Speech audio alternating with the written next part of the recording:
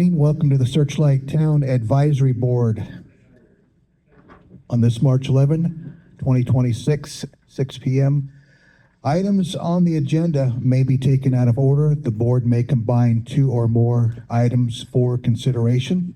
The board may remove an item from the agenda or delay discussion relating to any item at any time. No action may be taken on any matter not listed on the posted agenda. All planning and zoning matters heard at this meeting are forwarded to the Board of County Commissioners Zoning Commission, BCC, or the Clark County Planning Commission, PC, for final action. Please turn off or mute all cell phones and any other electronic devices. Please take all private conversations outside the room. With a 48-hour advance request, a sign language interpreter or other reasonable efforts to accommodate persons with physical disabilities may be made available by calling 702-455-3530. Supporting material to board members for this meeting may be requested from Kathleen Hickman at 702-298-0828. Supporting material will also be available at the Clark County Department of Administrative Services, 500 South Grand Central Parkway, 6th floor, Las Vegas, Nevada, 89155. Supporting material also available on the county's website at clarkcountynv.gov/searchlight tab. And the meeting will also have an audio recording available on the Clark County website, as well as a video recording that will be placed on YouTube, and you can search for Searchlight Town Advisory Board on YouTube. Board members: James Allen, Chair; Natalie Jeter, Vice Chair; Kayla McInnes; Donna Moore; Kyle Myers; Kathleen Hickman is our Secretary; County Liaison Mark Moskowitz. Meeting is called to order. Please stand for the Pledge of Allegiance. Clinton which has the flag and man is just peace in there, and it's into a public which stands one nation under God, indivisible, with liberty and justice for all.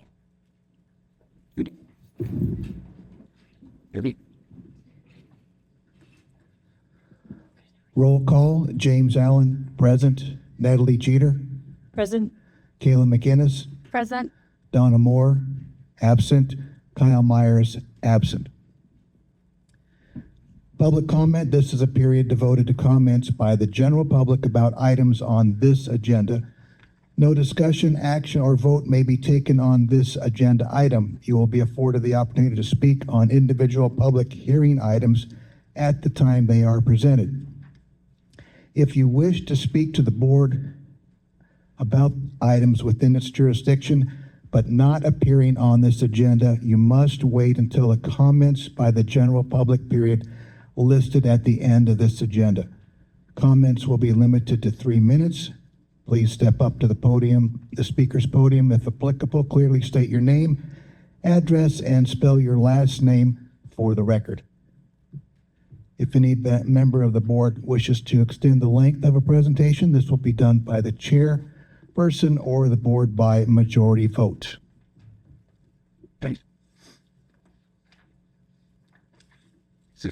Approval of minutes for February 11, 2026. Do I have a motion on that item?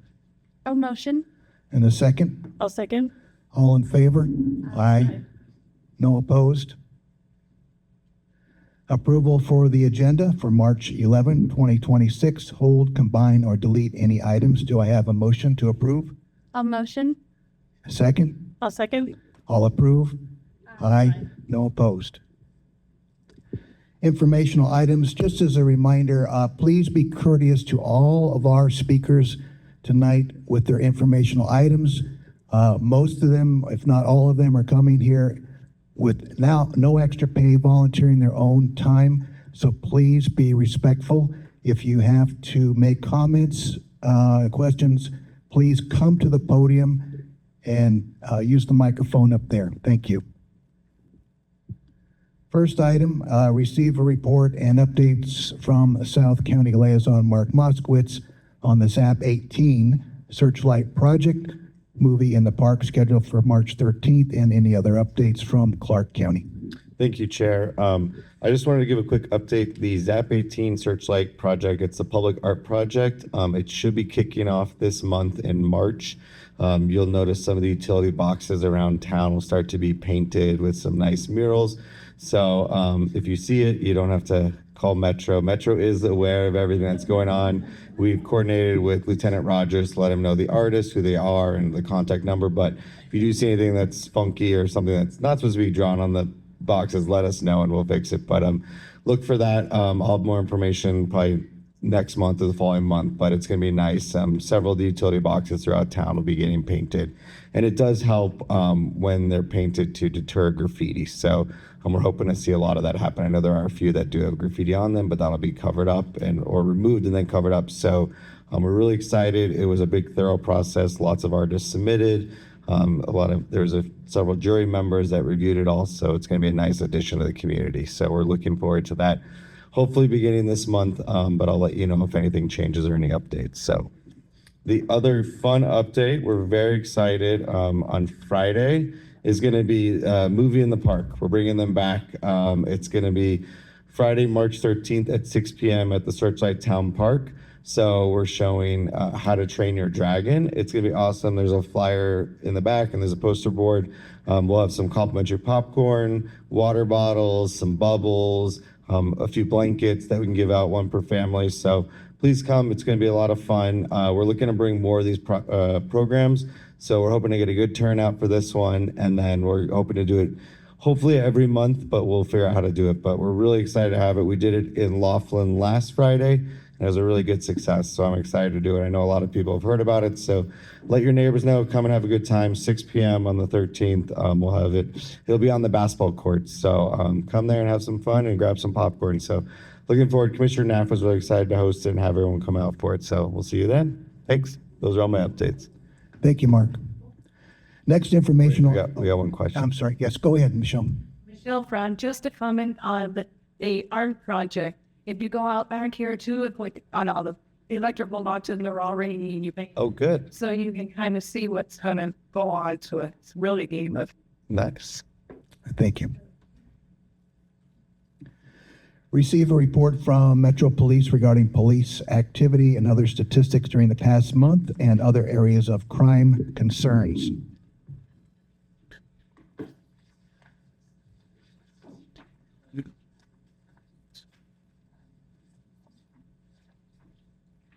That's Alter. Good. Hi.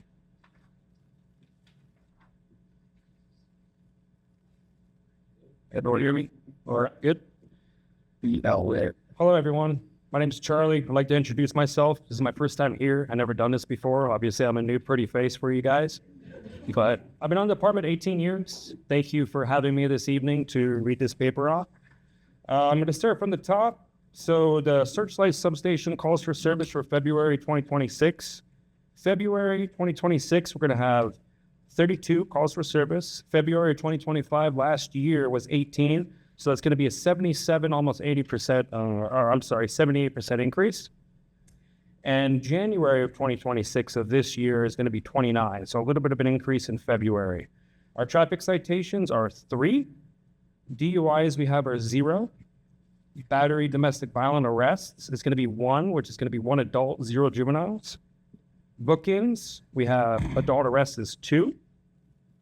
Juvenile arrest is going to be 0. And juvenile citations are 0. I'll break down some of the calls for service. For terribles, we have 8. For February, which is a 25% increase, and that's going to be for an auto burglary report taken. Reported of a drunk driver, Nevada Highway Patrol handled. Thank you, sir. Business requested, it's going to be 3 trespass, where the 3 times by the time we got here, everyone was gone. A subject panhandling, subjects left without incident. Alleged domestic dispute, male and female contacted, no enforcement action taken. A welfare check on a female requesting a tow. female was contacted and assisted help. And at the BV Motel, we have one alleged assault where a report was taken. Anyone have any questions? Going once. Going twice. Okay, all right, thank you. Come to the podium, please. Can you get to the podium? Thank you. Hi, everybody. I'm also a new face. My name is Ashua Walden. I have a question for you, sir. There is an increase of 77.78% here on your calls for service. And why is that? Because I was at the Laughlin yesterday and there was a decrease. Can you, I know you're new, no pressure, but are you able to explain that to us, please? For it. Thank you. You stacks. I don't know. So with the increase, it could be for anything. A lot of times it could be for neighbors seeing something. It could be an argument between people. It could be someone stranded on the side of the road that caught in the area. So the increase really could be for legitimately anything. When it comes to calls for service, it's not something that we could obviously control. Whether it's an increase or a decrease, whenever someone calls, we show up, we handle it as we can handle it, and we take the proper enforcement action as we can. So calls for services, it could be a good thing to where people are wanting more police contact because they're wanting us to help out on this or help out on that. So it could be a multitude of things, whether, again, it's an increase or a decrease. Anything else? Any other questions from the board? Okay. All right, thank you. All right, is that a good answer? Yeah. You guys have a good one. Thanks for having me. Thank you. Wait. Next informational item, receive report from Sergeant Tim Waller, Nevada Highway Patrol regarding activity and statistics during the last month and other public safety concerns. Good evening, Sergeant Tim Waller, Nevada Highway Patrol for Searchlight Laughlin. For last month, February, we conducted 464 traffic stops, issued 350 citations. We investigated 4 crashes. We had 2 arrests, and with our other miscellaneous calls, motor assistance, we had 528 contacts with the public. I'll just note, too, that you've probably seen the construction started back up for the second phase of the repaving. That is going to go through the 1st of June for the paving, and then for 4 to 6 weeks after that, they'll be doing the rumble strips, the restriping, and some of the signage is going to change. So you can expect that for at least the next 4 months. So I know there's been some complaints on the way they're posting speed limits and the structure of the construction zone. And I have spoke to the foreman out there for Las Vegas paving, and they're going to do a little better job this time. So hopefully that'll make it a little easier for people to travel back and forth to kind of know when they're in the construction zone and what the speed limits are. So any questions? Any questions from the board? All right, thank you. Okay, thank you. Next item, receive a report from Melissa Vadriff with Justice Court regarding statistics and other activities during the past month. Melissa Vander, Searchlight Justice Court. For the month of February, we processed 161 civil citations, 60 traffic misdemeanor citations, and there were 6 probable cause. Any questions? Thank you. Any questions from the board? Okay, thank you.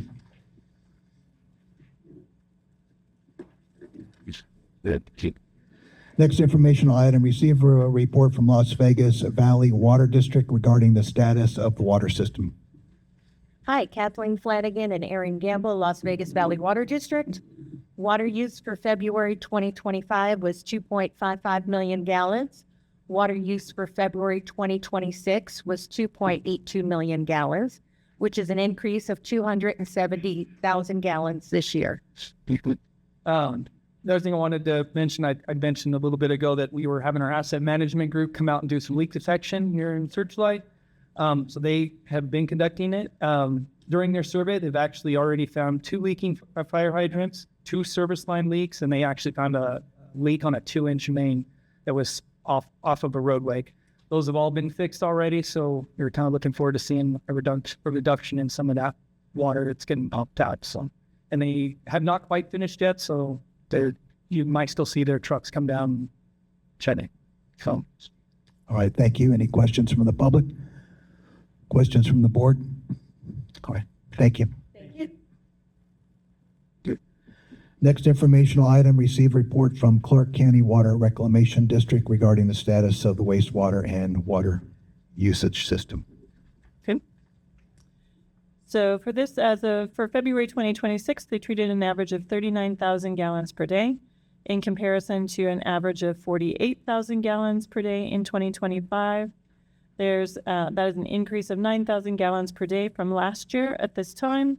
There were no sewer service complaints for the month of February, and there were no call before you dig Searchlight tickets for February either. And if you look at the documents that have been provided, there's a chart with the rates and the facility expenses. Okay, thank you, Natalie.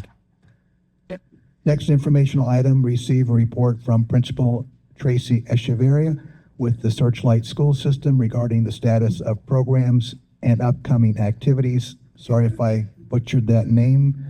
Mrs. E? I don't think you did. Okay, good. My name is Tracy Etchfried. I'm the proud principal of Reed Elementary here in Searchlight. And thank you so much. I just have a couple quick updates. We're really excited. We have a new webpage at our school. We've aligned our webpage to be with the rest of Clark County School District. And so I'll just give you the address real quick. It's harryreedes.ccsd.net, a much easier address than our previous webpage. And so if you get a chance to go there, we'd love any feedback, anything you think is missing or you'd like to have on the webpage, please let us know. We are also very excited to support the family movie night tomorrow on Friday night, So we've been sharing that with our families and our kids are really excited. So you'll probably see several of them there. We have a McDonald's family night coming up on March 31st. McDonald's has been reaching out to schools all across Clark County. We have ours for on March 31st from 4 to 6. And so anybody who comes by, you'll see I'll be there and some of our other staff, and we get a portion of the proceeds from the evening. I think they also have a raffle, so it should be a really fun event from 4 to 6 on March 31st. At the school, we are continuing our partnership with 4-H and UNR Cooperative Extension. We're really excited about the great things that they bring to our school to enhance our after-school learning opportunities as well as supporting our science learning at the school. Let's see, we also are planning some field trips. We are hoping to have the students from Mitchell Elementary, the other school that I'm principal at, come down at the end of April, and then a couple days later have our students from Reed go up to Mitchell Elementary for field days. So we like to keep that partnership that we have going. And then we have our end of the year family breakfast on May 21st. We invite all of our families of our students to the school. We have breakfast. It's a new tradition we started last year, and we celebrate the leadership of our students. And this year we'll be taking a look at the boxes that we created at the beginning of the year to see how we met our goals. Setting our goals is a very important thing that we do at our school. And last night we had our family literacy night, and we had our families show up for that, and we all had a great time. We had our school organization team meeting, and we had our family literacy night activities where our kids worked with their families, and they made different field projects with regard to reading. So those are the kinds of things that we have going on at Reed Elementary. Any questions? Questions to the public or the board? Yes. The website again? Yeah, so it's Harry Reed, HarryReedes.ccsd.net. Thank you so much for helping with sending out the flyers and all that at the school. Appreciate that. I did. And Tracy, I really appreciate you being so engaged with the community here. It really is wonderful that you're out here being so engaged. Thank you. Next informational item, receive a report from Bureau of Land Management regarding Searchlight and the surrounding areas.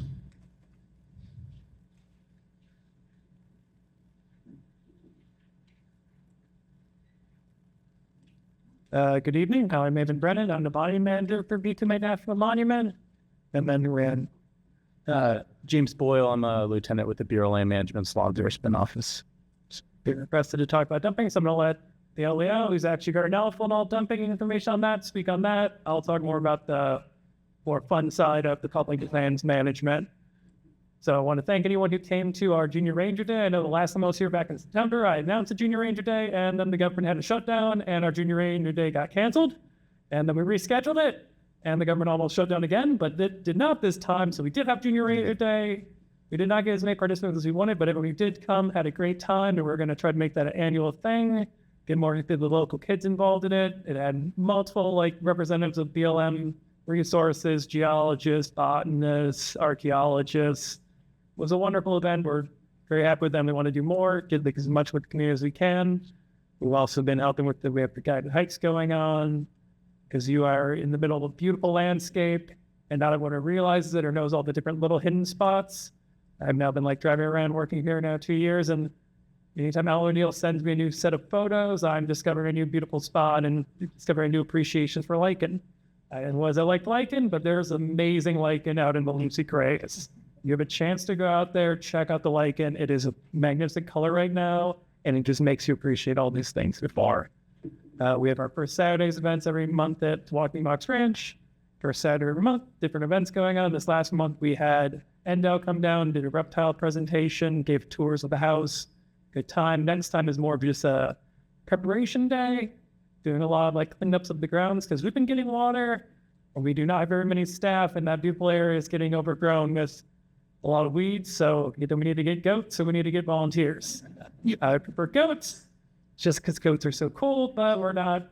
It's much harder to get goats organized than it is volunteers. And future goals. I have a lot of future goals. We're getting that all prepped up because the anniversary is coming up. Last year's anniversary was the big BioBlitz celebration. Of course, last year we had no rain, so the BioBlitz was a bit difficult. Nothing was really growing. This year there is rain. Everything's growing out there. But instead, we're doing a week of Made Through History. Follow with the Friends group and talk more about that if you guys have any questions, since they're going to really spearheading that. And those are our main things. We're also doing a lot of repairs out on Walking Box. We're trying to get all the signage up around the monument. And then if anyone wants to volunteer for anything, talk to me, talk to Paula, talk to Natalie, talk to James. There's a lot of people who are now representing the Friends board here or who work at the BLM here. And we have a lot of events going on. If you're into carpentry, historical carpentry, we are rebuilding that barn from 1930. We're at the beginning portions of that. So that is a fun activity.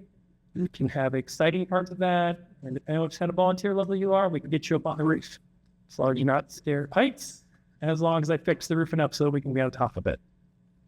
Gee, that's crushing. James. All right, so I get to talk about the fun stuff. So again, my name is James. I'm a supervisor with the Bureau of Land Management's Law Enforcement Office. Since our office doesn't come to your meetings too often, one, that's a good thing, because we typically try and interact with the communities where we are tracking lots and lots of problems. So with that being the case, I'll give you a 30-second introduction or reintroduction to what the BLM Rangers do. You've probably seen a BLM Ranger driving around. We drive a different car than Metro, a different car than NHP. We have different jurisdiction than either of those agencies too. So we're federal law enforcement. Our main focus is investigating and protecting our public lands for natural resource-based crimes or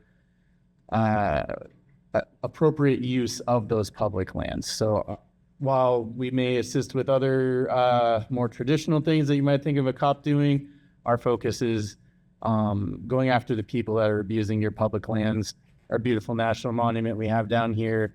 And so that's, if you see a BLM Ranger out passing through your community, they may be getting some fuel before going out to another remote site to look at something out there, or they could be on their way to a DUI driver reported somewhere on public lands as well. So kind of a wide variety of things. So just kind of to give everyone a refresher, because I know we haven't been to this community for a little bit. Now, we were requested to come down and talk a little bit about some trash dumping, household goods, and commercial goods dumping that's been reported in the general Searchlight area. Some of these have been kind of historic that were recently reported, and others are more recent. Statistically, I think it's about 3 or 4 incidents since the beginning of the year.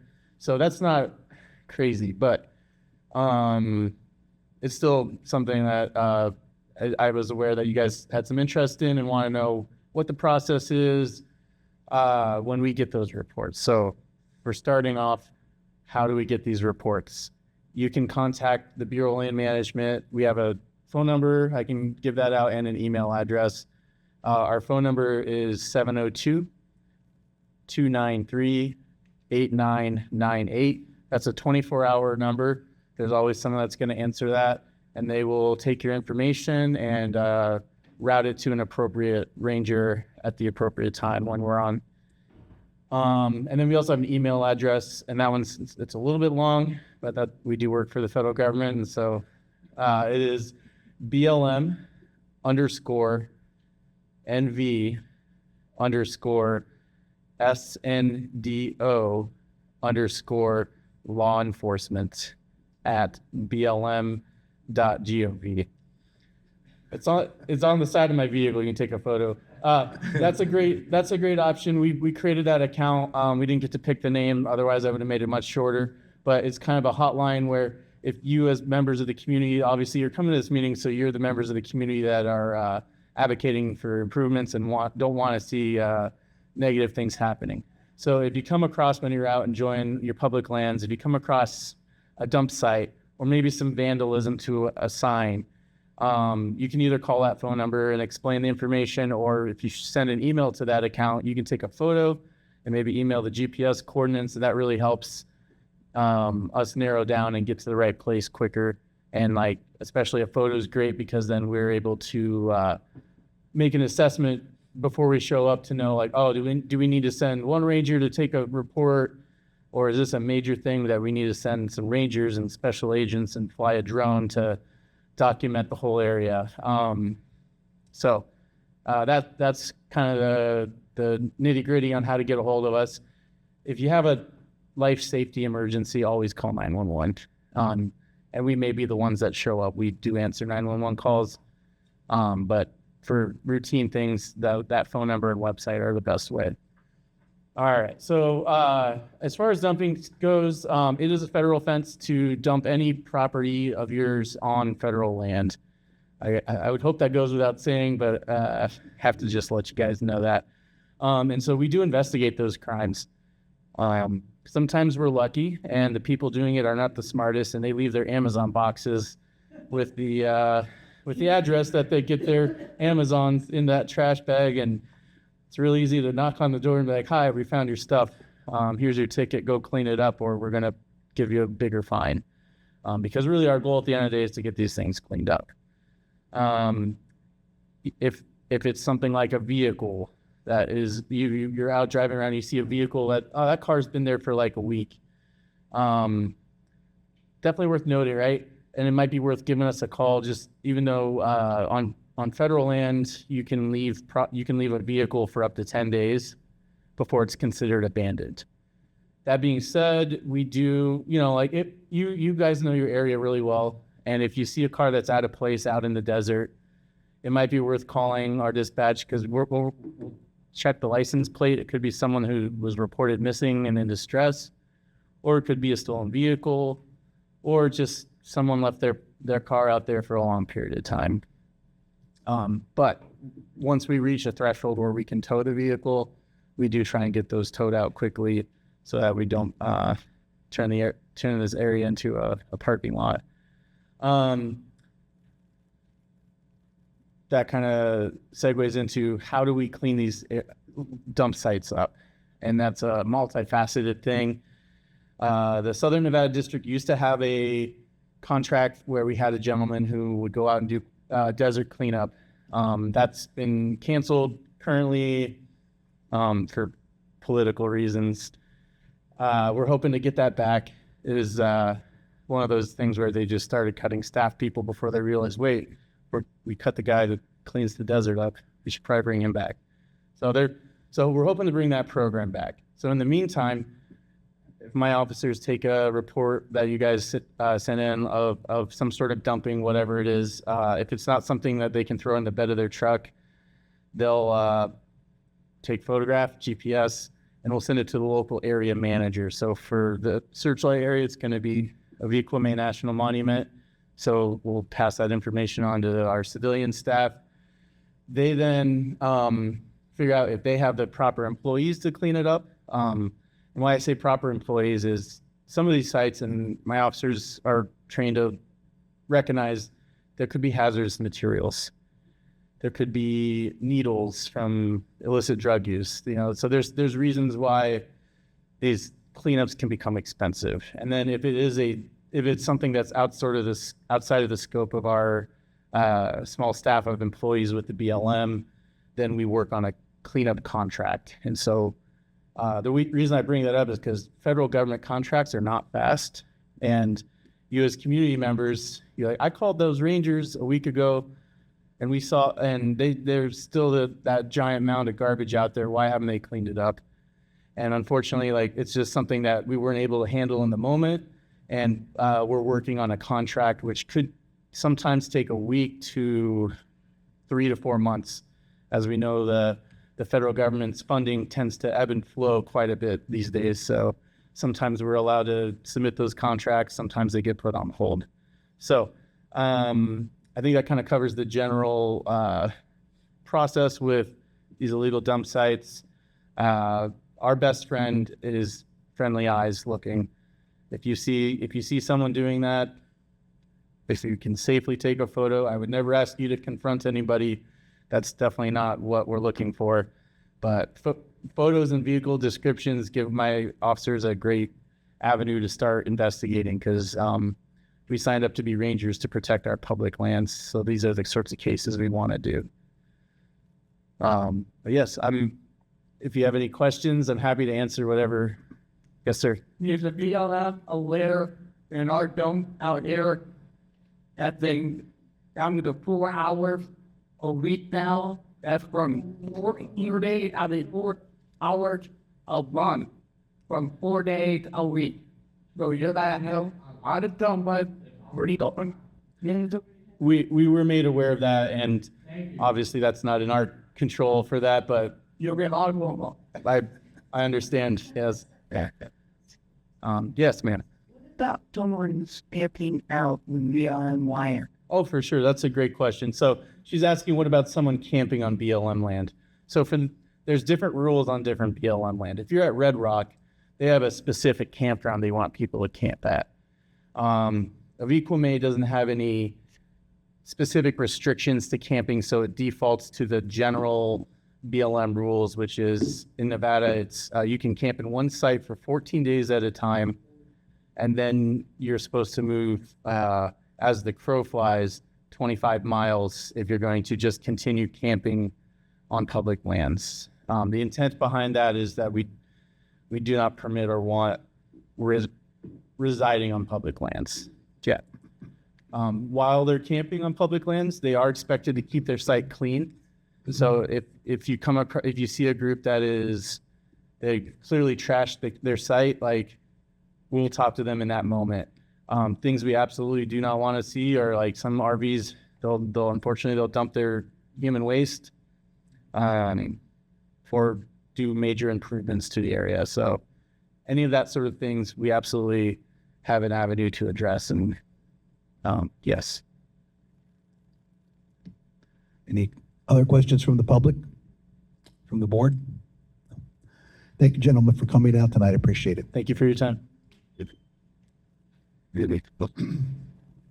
Next informational item, receive a report from Friends of Aviquame regarding the status of programs and upcoming events. Hi, I'm Paula Garrett. I'm with the Friends of Aviquame. And Eamon mentioned the April 25th event. So that's going to be our anniversary event. It's Aviquame through time. So we're going to be talking about things back from the Pleistocene to ranching to mining to today. So come check us out.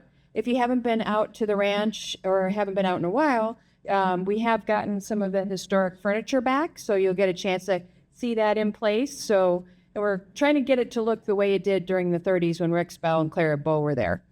Tonight I'm here, I'm going to ask you if you'd be interested in helping us with a project that we're working on. So there's a group called Dark Sky International, and they certify places around the world to be dark skies. And so there's certain criteria that you have to do to meet that to be considered a dark sky. There's only 200 dark skies, around 200 in the world, And so we're hoping that Avikwame could be one of those sites.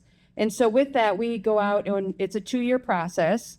And we go out, we do light readings around Avikwame. We're partnering with the Las Vegas Astronomical Society, and then obviously with our with the BLM and the Park Service that manage this area. And our hope is to get people interested in coming to this area to see the dark skies. So we've had dark sky events out at a couple different places, but out at the ranch, for example. And we're going to have some other places around as well that we're going to suggest people to go to. And then hopefully eventually, have concrete for telescopes and, more places for those. So what I have is a letter, and it's just a community letter of support. And so one of the things that the Dark Sky International would like is to know that the people in the community actually want this. So if you're interested in having this in this area, I'll leave this in the back for people if you want to sign it, or if you want to find out more about it, come talk to me afterwards, or if you want to find out about the April 25th event, come talk to me as well. Any questions? Questions from the board? Yes. Michelle Brown, can you leave one of the letters here? Yes. Yeah, absolutely. Thank you. All right, thank you, Paul. Next informational item, receive a report from Kelly Lear, Southern Clark County Coordinator with UNR Extension regarding the status of programs and upcoming activities. I think the trick is to get close to this thing. Can you hear me better? Yes. Okay. I left the March Healthy Aging and Living newsletter on the back. It's awesome. It's got recipes in it. It's got some health and nutrition items in it. I try and bring that every month for the community. I probably need to get Michelle some for the senior center as well. We're going to have another class for bingo size next week. So they liked it so much that I'm going to be coming back the 2nd and the 4th Monday of every month through May. Obviously not the 4th Monday in May because that's Memorial Day, but they had fun. It's free. It's open to the public. So I'll keep coming on those Mondays and we'll get people active. And then Michelle and I are working on doing some kind of healthy living items and doing some crock pot ideas and some healthy soup initiatives and really trying to get the nutrition aspect into it. So I'm having fun. They're having fun. So I'll keep coming. We had to cancel our air rifle clinic here. And you'll never guess why. 50 mile an hour high wind warnings. And so apparently those pellets don't fly too well in the wind. So we're going to try again the first Saturday in April for that. I just wanted to say Friends of Avikwame. How do you say that? Avikwame? Okay. So we came out the week after your Junior Ranger Day. And I think we should coordinate that better. And so that our kids could come out.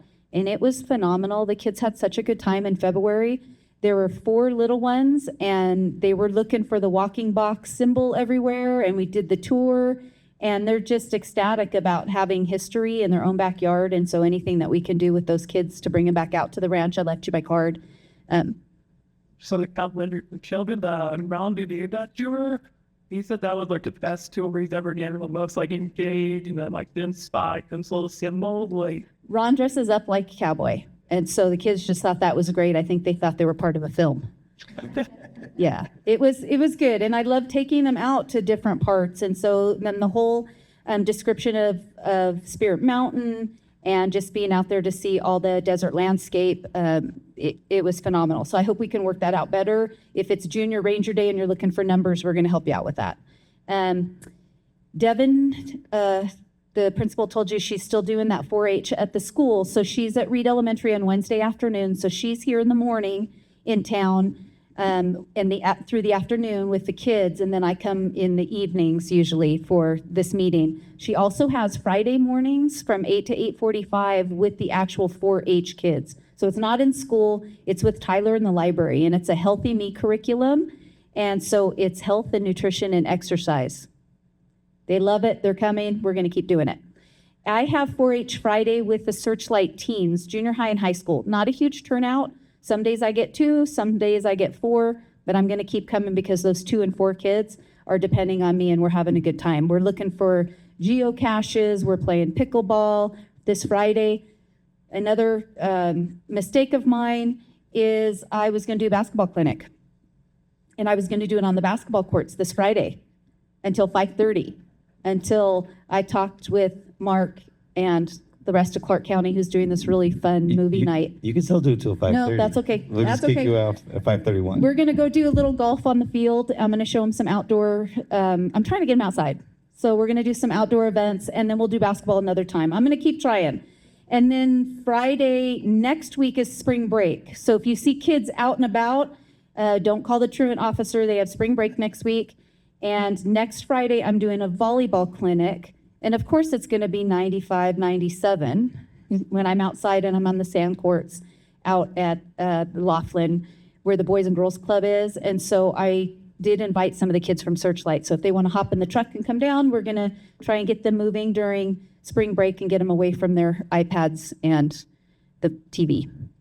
UNR Extension has Professor M.L. Robinson coming to the Laughlin Library on March 21st. He will be presenting on native and native-like plants. There's a flyer in the back. And he's a hoot. He's with our horticulture department. It's free. It's open to the public. The Laughlin Library is awesome. They always open up their doors for us. And his presentations are always worth your while for the drive. So I hope to see you there. I still have radon kits. If anybody's interested, it's no problem for me. The plug-in one or the little tray. So I still have some of the trays from the years past. And you just send those in. Postage is already paid. Or if you want to use the ones that Melissa, I left them for her last time, you plug it in, you get a digital reading, super easy to use. And there's no cost to it. It's just through my office. Just let me know, and I can drop it off at the library for you to pick up. With the paperwork, you just kind of have to, sign it. I'm going to borrow it for 2 weeks and bring it back. So just coordinate with me. I can leave cards in the back as well. UNR's Health and Nutrition Department is working with me on an idea for Searchlight. And it is an idea. I have so many things going on in my brain, probably ADHD, but it helps the kids out a little bit because I have so many ideas. But they're mobile produce boxes that will be brought into the state from Arizona farms, small farms. And I'm working with the horticulture specialists and health and nutrition. They're all different departments at UNR Extension, not to confuse you because I'm more kid-oriented and 4-H. But they're really trying to help me fund this venture because they're going to sell the produce boxes. We're a food desert, obviously. We don't have a lot of produce, and we know that. The pantry's been asking for fresh produce. The pink bus just doesn't seem to be enough. It's nice. It's a nice addition, but I would really like to have fresh produce coming through here weekly for you all. So I would like to get this grant going and fund it for the first year so you can actually see it and see what's coming through in these 9-pound produce bins. I mean, if it's 9 pounds of cantaloupe, you might get 2. So I want to see it. I want you to see it and then see if it's something that we're interested in. But I have worked on a grant for that, and I'm also going to use my budget. I'd like to work it into the curriculum. So if Michelle and I can use that fresh produce after bingo size and have it work into some type of nutritional aspect and with the kids in healthy meat, then that's a way I can write it into my budget. So just consider that if you see flyers that I'm really trying to bring that in, and I want you all to sample it. So I'll keep you updated. It's hypothetical. Integrating fresh food, educating on the use of it is all part of my goal for the year of 2026. And UNR Extension kind of pushes that. So that's what I'm going to be working on. Just so you know, that's what populates in my head in the middle of the night. And so it's an idea. And so I'm working through it. So any questions for me on my babble? Any questions from the board? Yes, I think Yes. everybody hear me? I can hear you. The grant that you're writing for the fresh kind we get in Searchlight, is that a federal grant or a state grant? It is a federal grant. It's through agriculture. Yeah. Yep. And I have help with my grant writers. Thank you. So we're working on that, and I'll probably get word in the next month or two. But they were going to start this delivery coming from the Kingman area and coming through, having a drop-off site in Laughlin, in Kalnavari, and Searchlight, on their way to the farms in North Las Vegas and then return with other produce from North Las Vegas. And so Mark knows, so he's probably tired of hearing me say this, but we have leased a new building in Laughlin through Clark County, and it's right at Casino Center. And so my idea is when they come through, that we can facilitate the refrigeration of those produce boxes for the Laughlin residents, and they could come to that office, and that somehow I could work out something with Cal Navari for a drop-off time, and then here with Michelle, because she has the pantry for here for a drop-off time. I don't think it'll be too difficult. I think because she's open or her pantry's open, that I could probably coordinate it with those times. But fresh produce, that's my goal. Just cross my fingers. And it's like, Anybody else? Board members? Thanks. Okay, thank you. Is there someone from the library tonight? No? Okay. Move on to the next item. Receive a report from Parks and Recreation regarding the status of programs and upcoming events. Do we have a representative?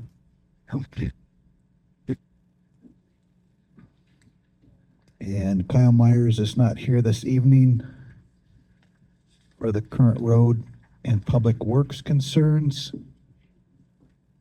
I can give a quick update on that. Kyle and I actually did a walkthrough on Cottonwood Cove. We did it, I want to say maybe a week ago. So we drove it down and up. So I took some notes. We're going to send out to Public Works. I know the sign at the beginning of Cottonwood Cove is like kind of tilted. I've got that one in the queue to get that fixed, and then just maybe some sign maintenance and stuff like that. So it was a good drive. Yes. On your list, what are the white pines coming up the side of the road between California Street and here? They're not there anymore. Okay. Perfect. I'll make sure it's on our list. Thank you. yeah. That's all I got to say. Next item, planning and zoning. I don't see the Benson. Sorry, here, there. Sorry. Yes. WS 260048 Benson Family Trust and Benson Dennis W. Pamela Trust. Waivers of development standards for the following: eliminate street landscaping, eliminate parking area landscaping, waive full off-site improvements, and alternative driveway geometrics. Design review for a proposed parking lot on 0.43 acres in a general commercial zone generally located south of Hobson Street and east of US 95 south within Searchlight for possible action to the BCC on 4/8/2026. Yes.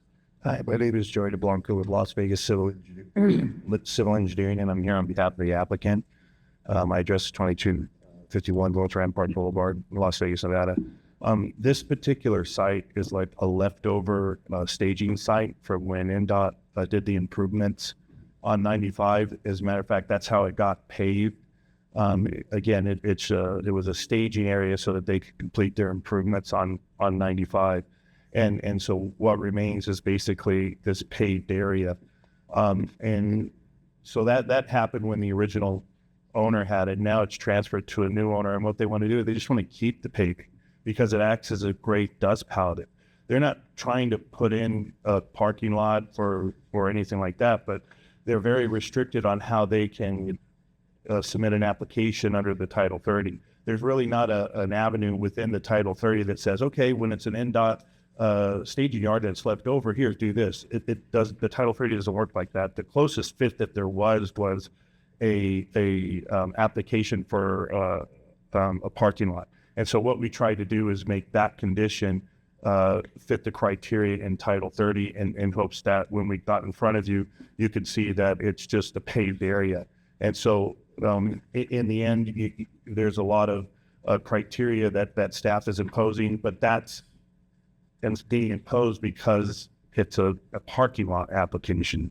But in the end, the applicant just wants to leave the asphalt in place. They have no intention on using it as a parking lot, but it's a great dust palliative and it's a great interim condition until permanent development arrives. And so given that, we ask for your approval under that scenario. And then this is the parking lot across Highway 95 from the, I'll show it to you. yeah, just for the people here. That's across from the boat facility. Is that correct?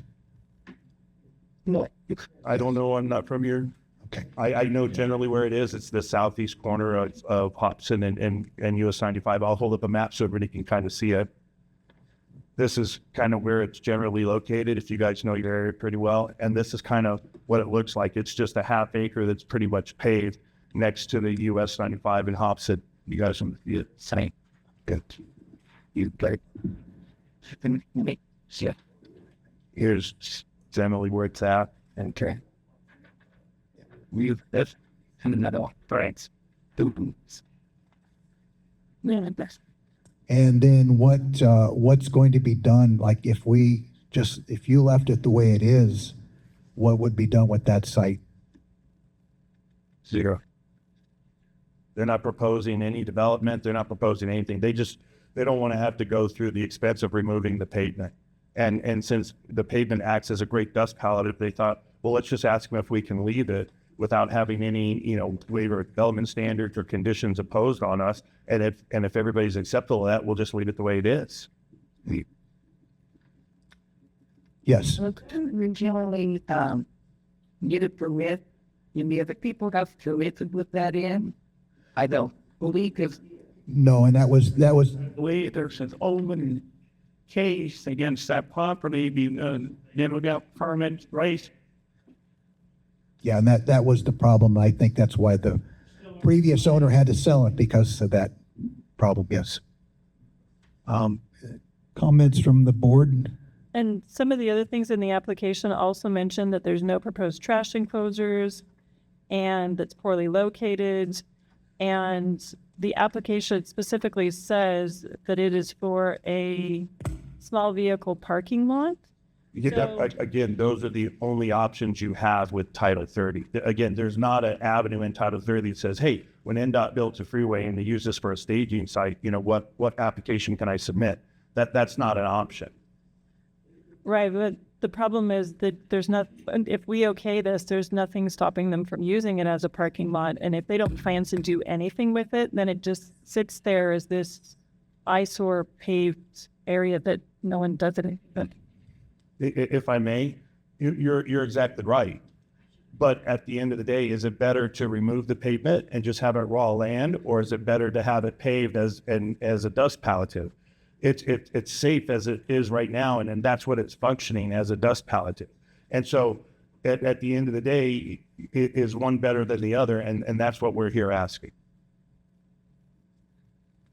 I would say my thought is it's better to be what it would be in nature. Things are going to grow on it and decrease the dust naturally, versus having a parking lot that sits out there with pavement that's going to crack over time and just looks bad. But that's my personal opinion. Any comments from the public? Additional? Can you step up to the mic just for the record, please, Ilana?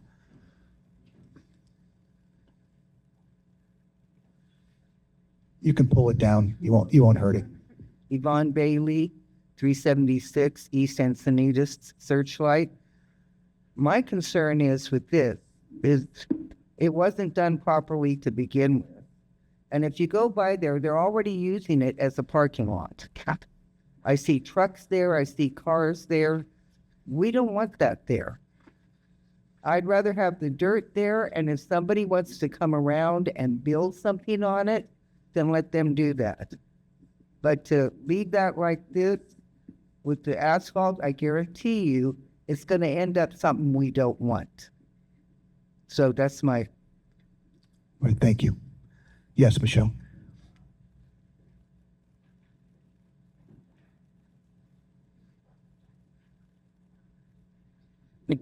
Michelle Brown, 245 East Galvin Street, Searchlight. I just want to kind of get facts in order. Before Las Vegas Paving came to do the road, that property was already asphalted. It was asphalted long before when the first owners had it. They wanted to make some kind of equipped to park semi trucks there and work on them. And they got in trouble with the county because there was no access from 95 onto that property. Plus they paved it without any permits. So I just think that we need to get some facts straight and make a decision on that. And so they're right. There is still an open case with Clark County because of the way back original people who didn't do it right. On my property, if I don't do something right, I have to fix it. Or the county comes after me and I get fined. I have to get permits just like everybody else. And I think, unfortunately, when you buy property, you should do due diligence and make sure that there's nothing on that property that is going to cause you heartache after you own it. Thank you. Any other comments from the public? The board? I agree with some of the comments about the permitting process, 100%. On the other hand, too, there was a lot of dust created there. I'm a little perplexed on this one. I don't want it to become a parking lot and just have abandoned vehicles or gradually more boats appear out of nowhere and go over there, like what's happened across the street at the boat shop. I've noticed some of those boats are now in other people's yards. And the lot behind is now supposedly have this privacy area in there that's completely thrashed by the wind. So I'm a little concerned about the long-term viability of that land the way it is right now. So go ahead. Just responding to the permit issue. This is just the first step in the process. The property owner will still have to go through and obtain permits. So it's not like they don't have to do that. This is just the first step that precedes that. So again, they do this first, and if this gets approved, then they have to go and get permits, just like the young lady said that was after me. So that's still a step that has to be done after this. We have a question? Can you go to the mic, please? Go to the mic, please. Thank you. Max Bailey, 376 Encinitas. My question is, you're saying it's going to be used for parking. What's going to be parked there? Or is it going to become a storage area like we had down the street that took us 3 years to get rid of because it was an eyesore? Yeah, and we have had a problem with that. People, and it's not just the one down the street there. I think it was on Main Street.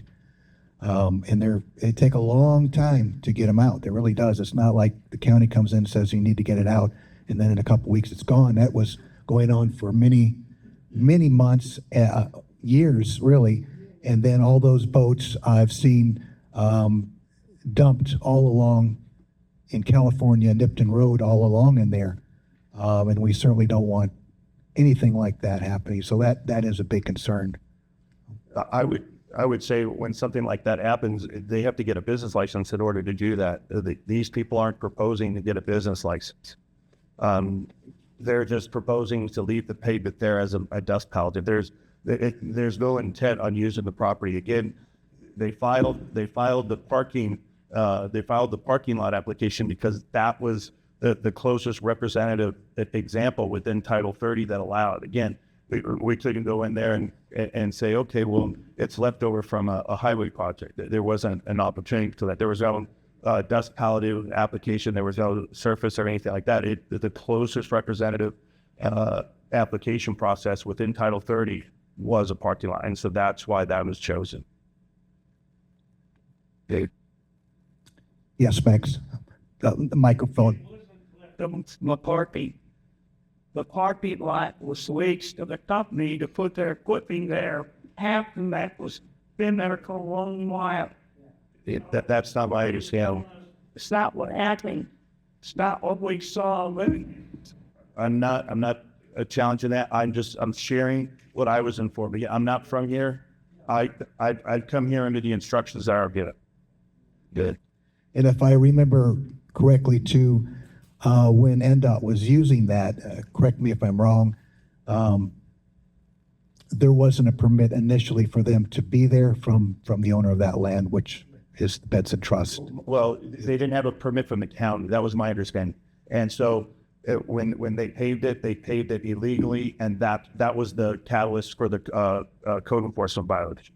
And so that's what we're. Well, my understanding too is later also they didn't have a permit for NDOT to store that equipment there right away. They finally got, That could be true, too. they did get one, but it's because people complained, so.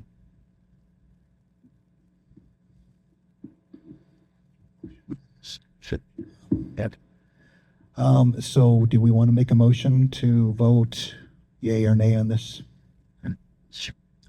Have a motion to approve? I'm actually going to deny. I'm going to go with the staff's recommendation, which is denied. So I'm not going to disagree at this time. And I agree with Natalie. I'm going with the staff recommendation as well. Opposing. let's take a formal vote. All in favor of, well, how do we vote on this? Yay or nay? To support. You say there's a motion for denial. Okay. So, motion for denial of this. You just say WS. Read that again. Sorry. Thank you, Mark. So there's a motion to deny the WS 260048 Benson Family Trust and Benson Dennis and Pamela Trust waivers of development standards for this property. All in favor of denying the motion for denying this. Let's take a vote on this. I want to say no, I'm not in favor of this. So all in favor of no, I guess. Or just why does that make sense? Yeah. So, Aye. okay, aye. All right, aye. Motion passed to deny this permit. Denial with a vote of 3-0. Yeah, denial of a vote of 3. Sure, thank you. So, nah. No. Wait. All right, take care. Okay, thank you.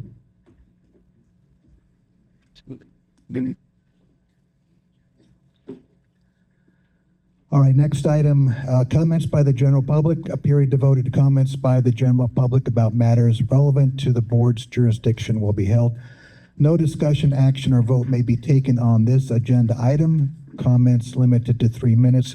Step up to the speaker's podium. If applicable, clearly state your name and address. Spell your last name for the sake of the record. If any member of the board wishes to extend the length of a presentation, this will be done by the board chair or by board majority vote.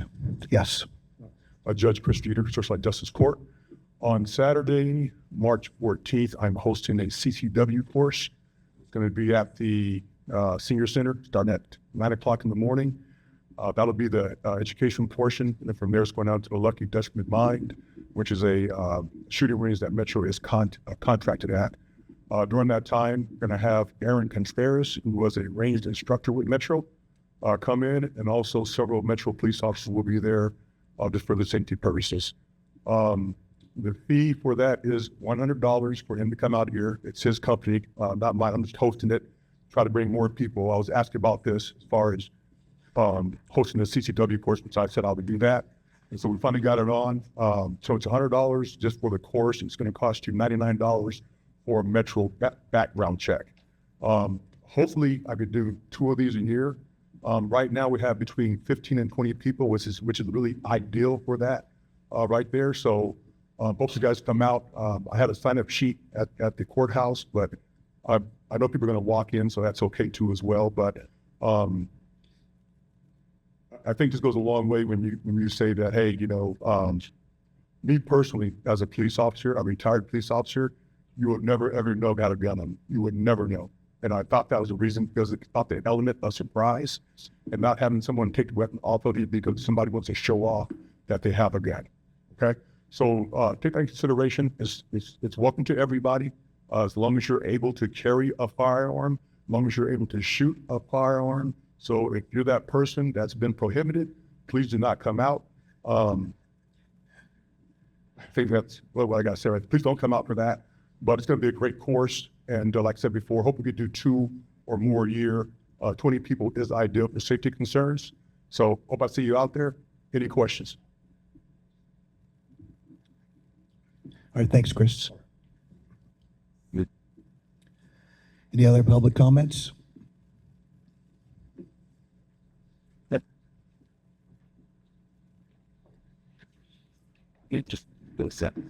Again, my name is Ashwa Walden, and I'll spell that for you for the record. It's Ayeshua. Last name is Walden, Walden.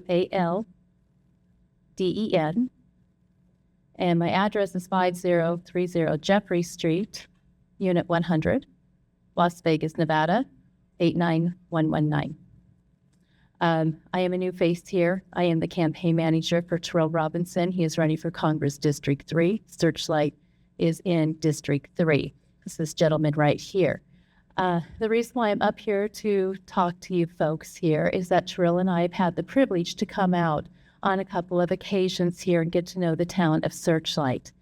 And talking to the folks here, many of you have commented, the speeding problem that you have on the highway here. And I can say you have probably seen my little gold Passat, and I know that some of those trucks, they're like pushing me down the road like I'm standing still, and I'm thinking, man, where's the fire? So anyways, I did some research here, and because Terrell is, wanting to go into Congress, defeat Susie Lee here, I thought, you know what? Let's see what we can do. Because if you're going to be in Congress, this is your job. That's why you're running, and I am not, but I will be your spokesperson. So anyways, did some research. Yes, this is a federal highway out here. Therefore, it falls under federal funds. Now, you guys, because it's a federal highway, you cannot do any kind of speed bumps or speed humps or whatever people are calling those today. But you can do roundabouts. Now, depending on the size of a roundabout, I know, I'm not a fan of, I'm just, hey, we've got a solution, all right? So hear me out, please, okay? I am not a fan of roundabouts, okay? I am not. But yeah, it will slow them down. That is for sure. Yes, sir. Yes. You see an 18-wheeler doing a round. Yeah, yeah, you guys will be like, oh man, you bureaucrats came up here, we did roundabouts, and now we've got all this traffic because we got all these wrecks and everything, and oh man, and then we'd have to take the roundabouts out. But anyways, let me just talk about the roundabouts, okay? And again, they're going to be anywhere from $300,000 to $3 million, depending on how much a roundabout, how big your roundabout's going to be. But I have worked in small towns before, and this is something that I have seen. And you would have to talk with your local, law enforcement, which have already left conveniently. No, you did not hear me say that. Take that off the record, please. But I have been in small towns before where they have had the same problem and the same complaint, and they had more than 60 traffic citations, okay? So what they did, because they were on a budget, they got with their local law enforcement, and they parked one car at one end of the main through on the town, and another one at the very end. And then they got creative because, that's boring. I wouldn't want to sit out there all day long, Yeah, but what they did is they got very, very creative, and they did a cardboard cutout of an officer and put it behind the wheel. And the locals knew that it was just empty cars, but the tourists coming through there did not. And boy, Excuse me, yes. You've kind of gone over your 3-minute mark. I'm so sorry. Does the board want to have continue, or? Okay, maybe just finish up this thought and. Yes, and then yes, we'll move on. Thank absolutely. you. So that would be something you would have to look at. You would have to, obviously, talk with your local, get with your local law enforcement and see if you guys can work out something like that. Or you might want to install some cameras as well. Okay, thank you for your time. You're Any other comments from the public? From the board? No. I do want to say there'll be a community Easter service, sunrise service at the Senior Center. April 5th is Easter this year, I believe, and it'll be at 6 a.m. I know that's early for some. Other people are up at 4:30. Like myself, I don't know why, as I get older, at 4:30 is like, why am I awake? You know, I just like to used to sleep until 10, but here we are. So I encourage everyone to come out. It's interdenominational. It'll be the 4th year we've had this, and it's a good outreach to the community. And also, it's a potluck, so if you decide to come, please bring some eats. Thank you. Any other comments from the public? Okay, our next meeting date is April 15th, tax day, 2026. The meeting is adjourned.